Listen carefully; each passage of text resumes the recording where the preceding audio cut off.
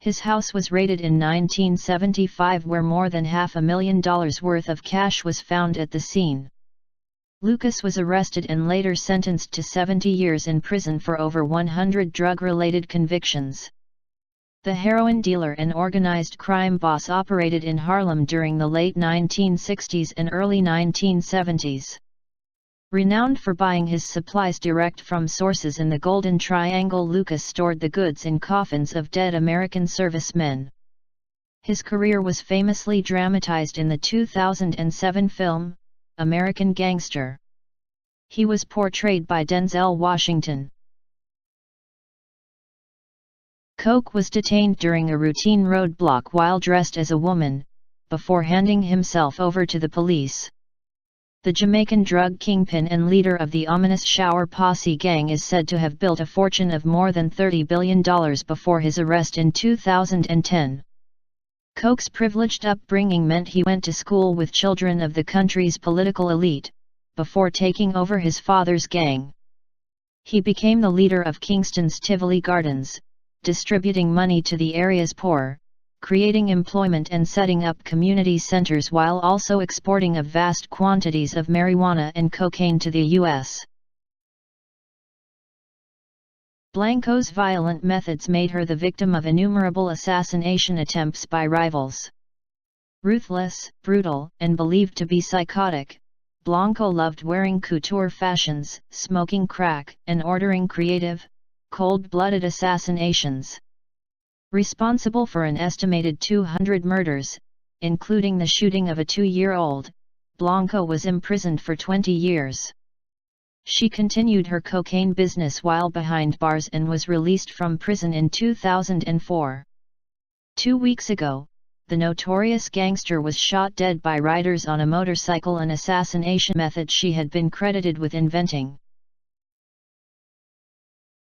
In 1996, Ross was set up by his partner to sell 100 kilos of coke to an undercover Drug Enforcement Administration agent. During the height of his drug dealing in Los Angeles throughout the 1980s, the shady character claimed to have been selling $3 million worth of crack, daily. Ross's operation is alleged to have purchased in excess of 400 kilos of cocaine a week before being sentenced to life imprisonment. Single-handedly, he is often considered to be responsible for the crack cocaine epidemic in the U.S. After an attempted assassination from officials at Leyva's own Christmas party in 2009, he was killed by Mexican Navy intelligence 1 week later after a 90-minute shootout. Leader of the Mexican drug trafficking organization Beltran Leyva cartel, the chief was responsible for the production, transportation, and wholesaling of cocaine, marijuana, heroin and methamphetamine. The gang have also been blamed for hundreds of cases of contract killing, torture, kidnapping, human smuggling, money laundering, extortion, murder and gun running. He was stabbed and killed less than 2 years into serving his sentence. Leader of the '69 mob since he dropped out of high school, Felix Wayne Mitchell Jr. is credited with creating the country's first large-scale, gang-controlled drug operation. His nickname, taken from the cartoon character Felix the Cat, showed a boyish charm that made him popular with local youths as well as employing them as runners and drug spotters. Thousands of locals turned out on the street to pay their respects at his funeral procession in 1986, which was likened to the funeral of Martin Luther King Jr. Surrendered to the Burmese government, but when they refused to extradite him, Khun Sa lived the life of luxury until his natural death in 2007. In the 1960s, the Burmese warlord, along with an 800-man army, began to cultivate an opium empire in the jungle.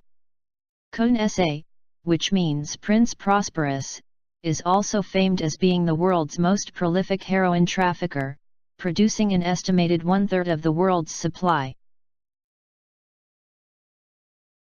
Accidentally killed by plastic surgeons in 1997 while undergoing major medical alterations to his appearance. The surgeons involved were later found stuffed into oil drums. Although a refined and diplomatic businessman, at his peak, Fuentes had Mexico's top drug enforcement official on his payroll.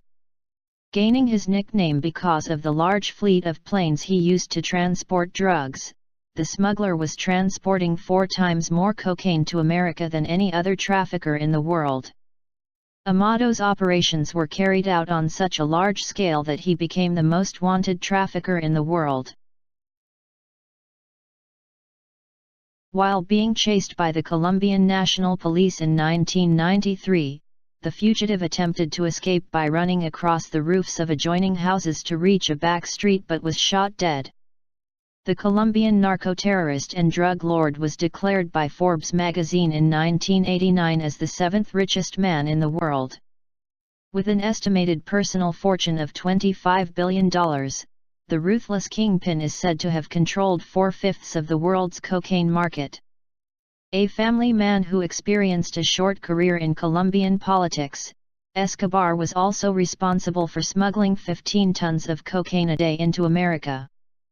His campaign of against challengers resulted in the assassination of 30 judges, over 400 police officers, and the bombing of Avianca Flight 203, which he believed contained the Prime Minister at the time.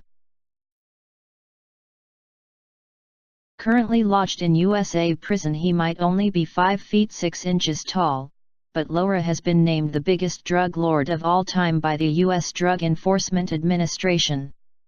The godfather of the drug world currently exports cocaine, marijuana, heroin, and methamphetamine to the US, Asia, and Europe.